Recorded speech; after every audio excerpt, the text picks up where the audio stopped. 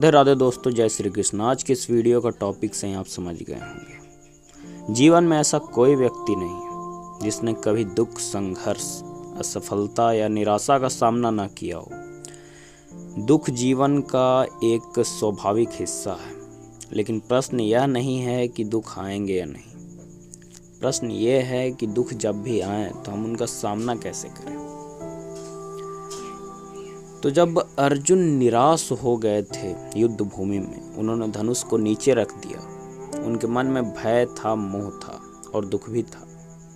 तब श्री कृष्ण ने कहा था, गीता अध्याय 2 का श्लोक 14, श्री कृष्ण कहते हैं, मात्रा स्पर्शास्तु कौन्तेय शीतोष्ण सुख दुखदाह अगामा पाइनो नित्यास्तांस्ति छस्व भारत। अर्थात हे अर्जुन, सुख और दुख सर्दी और गर्मी की तरह आते जाते रहते हैं। ये अस्थाई नहीं है, इसलिए इन्हें धैर्य पूर्वक सहन करो। यह श्लोक हमें सिखाता है कि सुख और दुख जो है सर्दी और गर्मी की तरह आते जाते रहते हैं। इस प्रकार रात के बाद सुबह आती है, उसी प्रकार कठिन समय के बाद अच्छे दिन भी आते हैं। रामायण की भी एक चौपाई है जो सबके मुख पर रहता।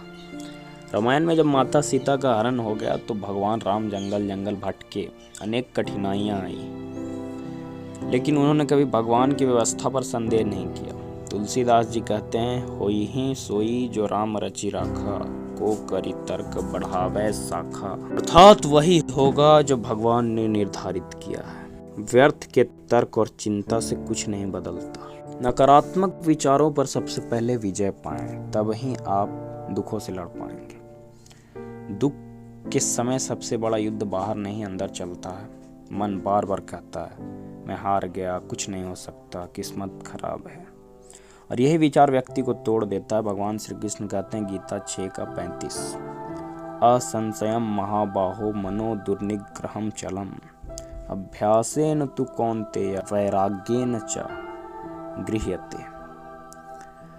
अर्थात मन चंचल है, इसे नियंत्रित करना कठिन है, लेकिन अभ्यास और वैराग्य से इसे वश में किया जा सकता है।